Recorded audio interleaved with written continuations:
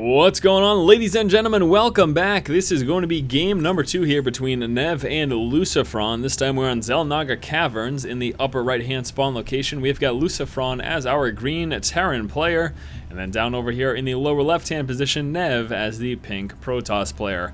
So yes, this is game number 2 here in the series between these two players. And last game, it was pretty interesting. We didn't see a whole lot of action in the early middle stage of the game, except for one push from LucifroN. Now, he pushed up onto the third of NeV at the same time he dropped into the main. Now, the drop in the main initially distracted NeV, and he moved his forces towards that.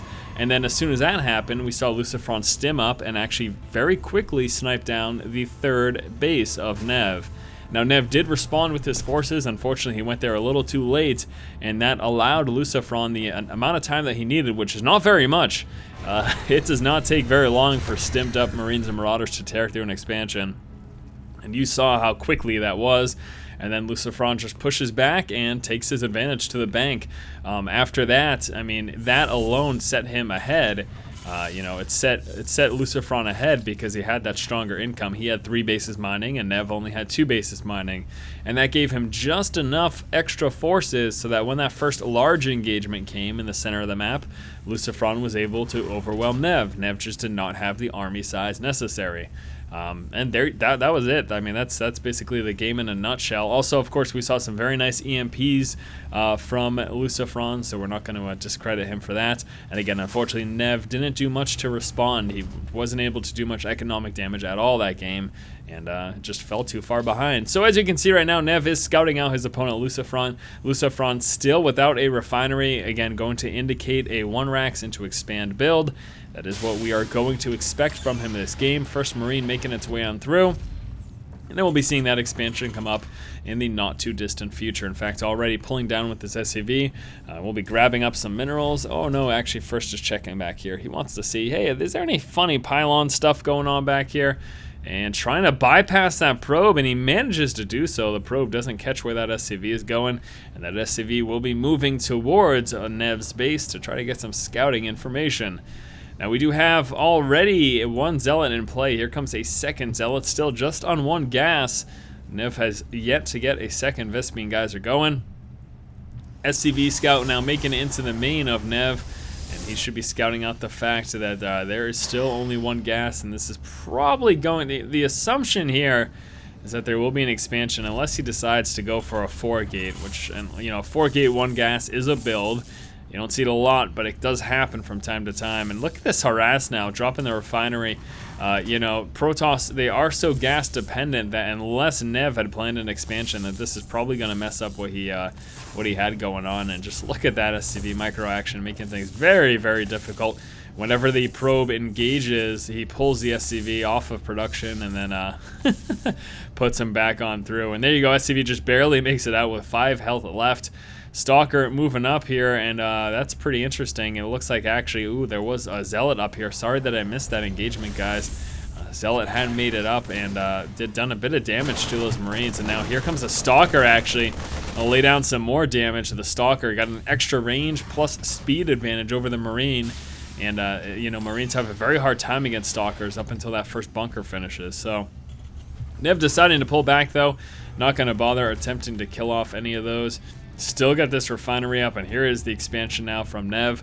So NeV at the moment on a 1 gate and an expansion, dropping 2 additional gateways, also coming out with a sentry.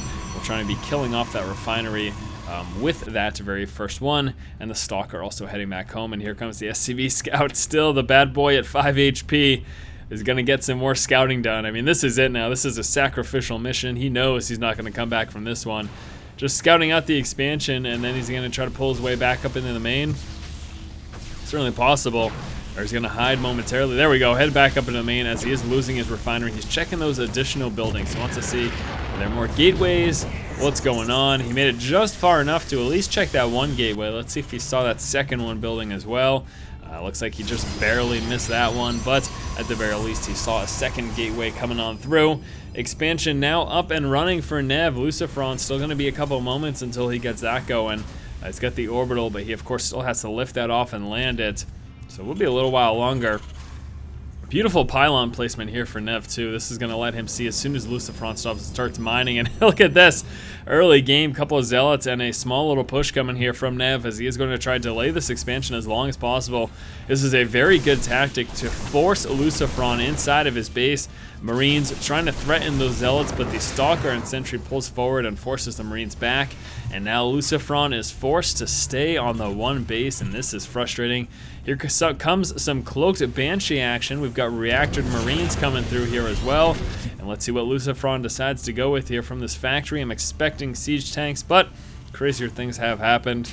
And Cloaked Banshees is going to be the attempted response here for LucifroN, as he does know that he is not going to be able to expand for a while. Look at this. These sentries here are there to place force fields at the ramp and prevent LucifroN from being able to push out and actually leave his base to get that expansion down. Scan gets dropped over here inside of the main for NeV. Now we do have a robotics bay coming on through, so that robotics facility is already done.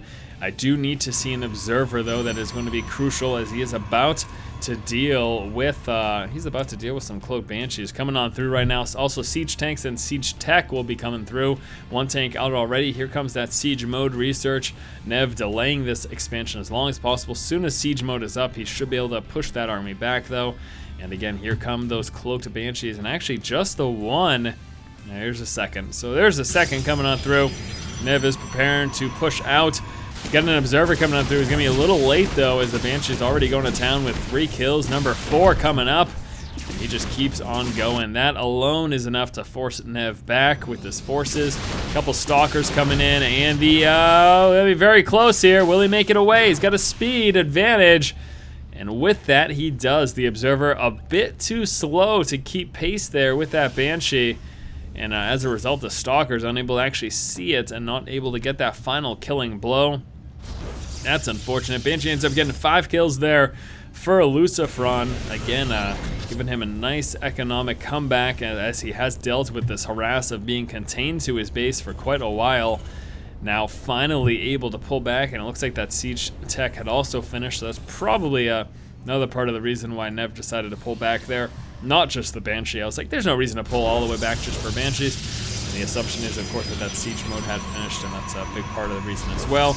We'll be seeing some static defenses go up in the form of the photon cannon there to try to help defend against any additional Cloaked Banshee follow-ups. More and more coming through. He's got 3 in play right now. There's number 2 over here, and actually this guy's got 3 kills. I missed that, unfortunately. But we got just Cloaked Banshees all over the place. A total of 3 in play right now. Also stim research coming out here for LucifroN. Now we're going to see that transition into Colossus. He has already got 1 in play. Second one coming through.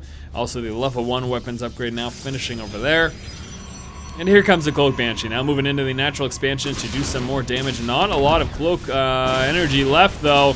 Cloak's about to drop. There it is. And the Banshee makes it away again with that speed advantage. Very nice, very, very nice indeed there for LucifroN. Still got the pylons over here. This one actually ended up getting taken out, as LucifroN had scouted that out, decided, hey, that doesn't belong there, let me take care of it.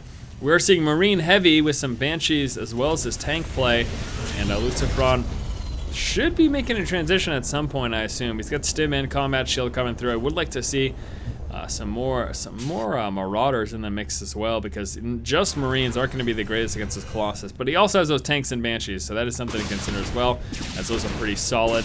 A little bit of Banshee harass going down over here. We got a Banshee over in this position as well. That gets taken out so quickly. The other Banshee over here is actually heading back home now with a total of 5 kills. This one's got 6 at the moment. Banshee harass being very effective. But right now, LucifroN has to prepare to deal with this push, as NeV is heading out across the map with his forces. What do we got here for numbers? 2 Colossus, 9 Zealots, 7 Stalkers, and 3 Sentries.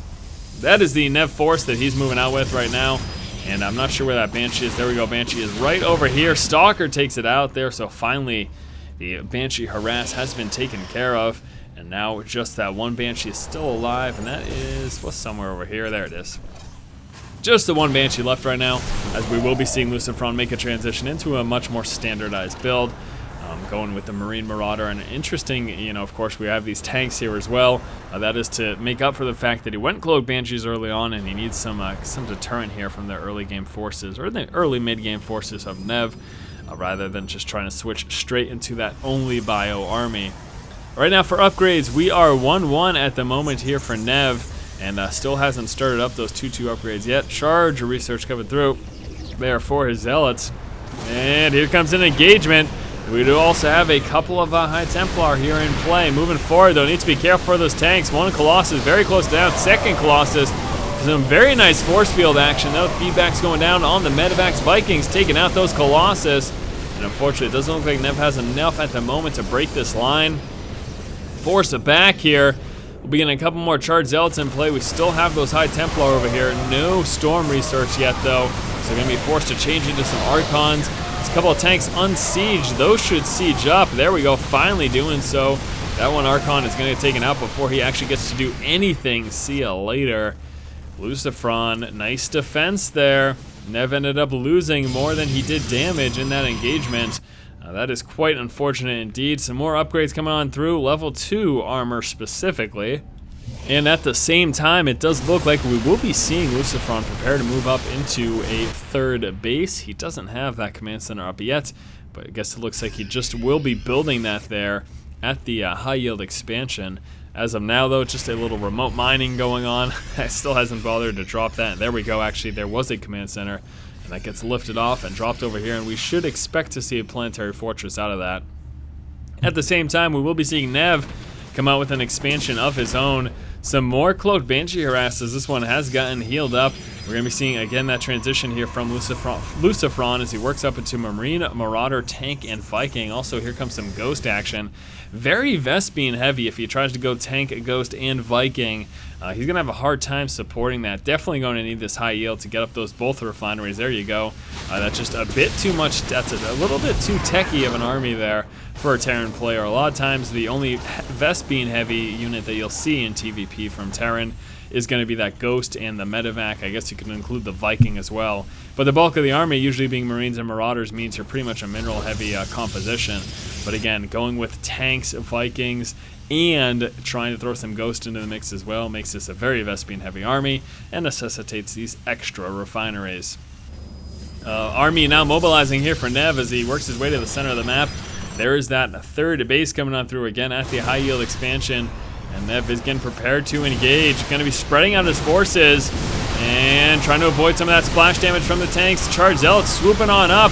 Vikings not doing much of anything because there are no more Colossus in place. He made that transition into Archons with Charged Zealots, and he tears through a lot of the army. NeV reinforcing. We've got a lot more Charged Zealots left. This is looking really scary right now for LucifroN. Archon's trying to lay down some splash damage on the bio. Very nice positioning there. Needs to get those Zealots up in front, and this is not looking good all of a sudden for LucifroN. As this push he was not prepared for. He got overwhelmed by those Charged Zealots and Archons, and all of a sudden this expansion gets dropped and LucifroN calls GG. Alright my friends, that does it for game number 2 between LucifroN and NeV. Looks like the victor was NeV with a very nice final engagement here. Charged Zealots and Archons tearing through the army of LucifroN. LucifroN was sitting so Viking heavy as he was expecting to deal with Colossus, and as a result it didn't quite have as many ground forces, and that definitely hurt him in this fight. Alright guys, that is it. Game 2, we'll be moving on to Game 3 in just a moment. As always, if you like the content, please subscribe. Thank you for watching. Keep watching and keep owning.